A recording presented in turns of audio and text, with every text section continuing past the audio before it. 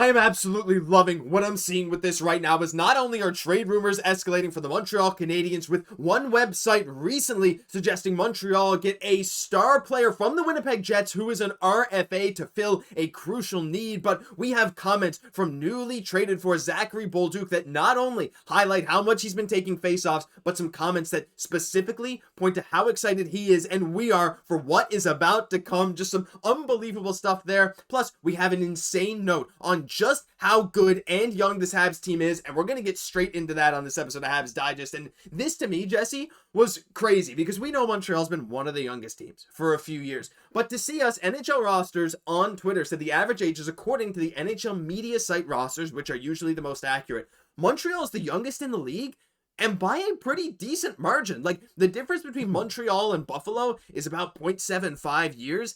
And then between Buffalo and Philadelphia is like almost the same. And that's second to fifth. Montreal is by far the youngest team in the league, Jesse. A team that just made the playoffs. Like, again, I'm loving everything that I'm seeing here. Already, like, we're getting hyped for a team that just made the playoffs. We got younger, yet we still can confidently say we got better. And I find that to be almost unbelievable to some extent. And that's the same success is really the really exciting part is we got this young group now. We're getting in the playoffs.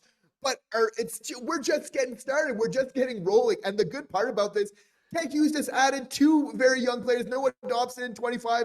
Zach Bolduc, obviously very young as well, even younger than that to this team. So we're just getting younger really with this offseason of how things are really trending right now. So it just keeps getting better. The Edmonton Oilers lost, and you have to feel like it's really next man up for those Canadian teams. It's the Habs. I think they're going to be coming up. Like, we don't want to throw too much shade. Like, we don't believe in the Leafs or the Flames or anything, but like, I don't know. I feel like the Habs are probably going to be that team, like not just to win it once for Canada, but probably kind of consecutively. Again, we know it's a tough league and that parity's there, but getting into the NHL, getting into the playoffs, one of the youngest teams since the 1950s, the youngest team in the modern NHL, I think fair to say, to make it is so huge. But the fact we're just really coming into our own now, like these players, they're doing this without even getting into their prime. Just imagine what they can do, Josh, once they really start hitting their stride. That's the thing. That's the crazy thing. And, you know, there is a lot of parity in the league. I mean, we're seeing a lot of very interesting finals, interesting teams making the playoffs, but like last 2 years, same finals, right? And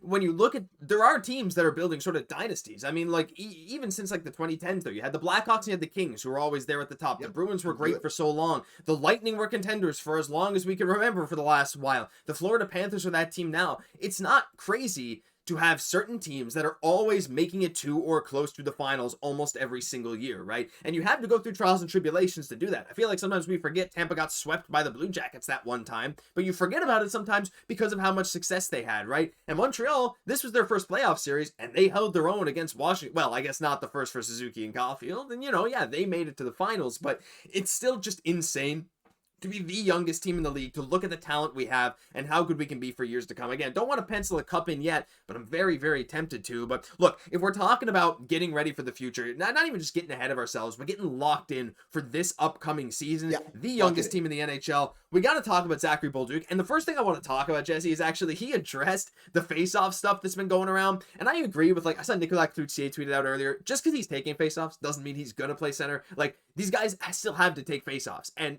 Bolduc has taken some in his career. It's why we saw Slav do it. But he said, look, he worked with Marc Bureau a few years ago. When I went to Brassard, they asked me to work on face-offs since it's a need. So I worked with Marc and we practiced earlier this week. I'm going to try and practice more with him throughout the summer. So that's cool. But I wanted to focus as well, Jesse. We can comment on that, but just what he's been saying, his attitude, because again, I just love this. I love everything we're talking about today because this guy embodies exactly what Kent Hughes and Jeff Gorton have been building.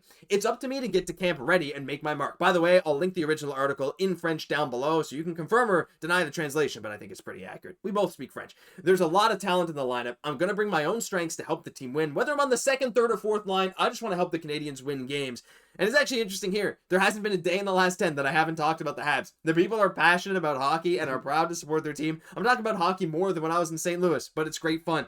I think, Jesse, everything that Bolduc is saying, again, from Trois-Rivières, like, I don't know. I feel like every day I'm slotting him up higher and higher in the lineup, giving him more ice time in my head. Is that crazy? It's not, because I think there's maybe a low-key reason why they're advertising the fact that he's working with Marc Bureau on the face-off. They didn't need to make that kind of information so publicly available. I think it's doing a slight nod that, well, as a winger, yeah, you need to work on your wingers, but I think it's a more of a concerted kind of effort when they're coming and working at center, because they don't bring in that 2C, as I've alluded to from the beginning. Bolduc could play that 2C role, and I love that they're kind of, again, that they share the same thought. And again, they're hitting the ground running. Like, there's no wasted time. This season starting soon, and it's great that they're working with him on there, because it can be a good hybrid solution. Like, the amount of faith that I have of this very young player is just through the roof, but he's earned just so much goodwill, Josh, like through his toughness, which was just so needed like we saw the playoffs this year. We see the teams that are successful. It's the playoffs don't change. Like, you need that toughness to win, but it seems like every year we kind of want to, what can we kind of extract as kind of some of the key takeaways? Again, having that toughness and that depth down your lineup, which I think Zach Bolduc, this is a guy that can easily play, either on the second line, third line very easily. Obviously he's got that potential to be a 30 goal scorer. Like, again, we don't want to put a cap on this guy. There's even some former pros saying, like, this guy can do that for sure. So, like, this guy's fitting like a glove really on this team. And he's just going to bring that energy to the Bell Center every night, Josh. Last year was exciting with Hutson, Demidov. Now imagine Bolduc adding to that with, getting those big checks, but then obviously he can play a little bit of a scoring elite type of game as well too. So he's just going to bring so much to really bring the fans at the Bell Center on their feet. I think it just adds so much of an important dynamic. Like, there's a lot of skill, but if you don't kind of like juxtapose that with like that toughness as well, it's kind of all for naught, right? So the fact that they're kind of bringing in a player that kind of embodies all of this, that fits with that timeline, again, of that age group that they're looking for, is just a good look for this team going forward. Oh, I can't wait. Like, it's going to be weird seeing a 76 pot some goals again, but I bet you the Bell Center is going to explode just as much. I mean, I think he's going to be a fan favorite from day one. The guy that doesn't care what line he's playing on, because let's be honest, with his skill, he can play on any line. He played on second, third, and fourth in St. Louis, all of them, and he ended up stealing the power play spot. He ended up playing more. He ended up being their go-to guy for parts of last year, which is insane, right? So I think, like we talked about in our channel member chat just recently, I think it was Mark Orr saying, like, look, we got Demidov, we got Bolduc, they can be put together to unlock Kirby Dach, and I think that could be very true. Mm-hmm. Hey, again, the 2C talk is still wide open. We'll be talking about it in a minute, but I'm super excited for Zachary Bolduc. Leave some hype for him down below. We got to get some more love for him. This guy's becoming a fan favorite faster than a lot of people, I think, expected. Maybe not, because he's a Quebecois boy, but I'm very excited. But speaking of that 2C note, this guy might not be a center. What a way to start this, but I want to talk about it because, look, there was a great article by Caleb Desjardins that I will link down below as well, just highlighting some potential trade options at center. And one name that he highlighted was Gabe Vilardi. And Gabe Vilardi is a very interesting name. Now, I have not seen too many reports that the Winnipeg Jets would be willing to move him, but there were a lot of talks about an offer sheet and how you can mess with the Winnipeg Jets cap space. Now, the problem is, Gabe Vilardi has opted for salary arbitration, which means that you can't offer sheet him anymore. However, a trade with a big extension could be in the works somewhere, and that could absolutely work, or, a bridge deal, whatever. It doesn't even necessarily mean for this year, because maybe the Jets will want a bridge deal with Gabe Vilardi. This is not necessarily a this offseason kind of move, but it could be. Anyway, he had 61 points in just 71 games this past year, Jesse. Now, the problem with him is he played primarily on the wing, but he's 6'3", had a great shooting percentage this year. Mm-hmm. He was very, very effective for a Winnipeg Jets team.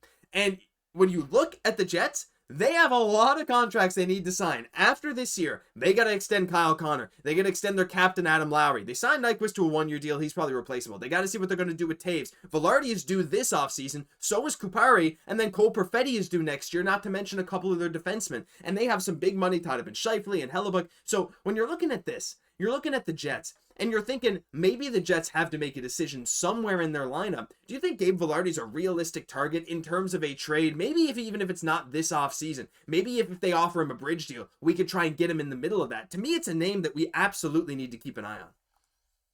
For sure, because the Winnipeg Jets guys like Brand Lampert, Colby Barlow coming up through their ranks. For me, their center depth isn't the best. I would definitely be looking to keep a guy like Vilardi if I'm the Jets. But if I'm Hughes, I'm definitely interested because this is a player that has played still a lot of center in his career. Fits that magical 25 years of age, which again, you have to feel kind of, it's definitely part of Kent Hughes' motivation. You have to feel like he's holding out for somebody he feels that can kind of maybe grow with this team a little bit more to really maximize the best out of Nick Suzuki and Caufield over the course of their career. Again, there with him is like he's more of a goal scorer than a playmaker per se. The production this last year was good, 27 goals. It was 22 goals the year before. Like, his production hasn't been through the roof in his career. Like, besides this past year, you could argue that his production, even though the goal totals are pretty good, still as a whole are probably a little bit less than that 50 to 60 range of points that you're typically looking for in a 2C.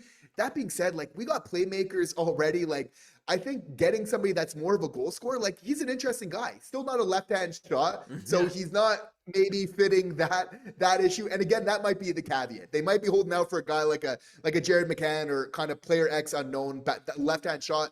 To be fair, for in Kent Hughes' defense, that might make sense. If he doesn't make a move on Gabe Vilardi, I kind of understand if maybe that's the motivation there.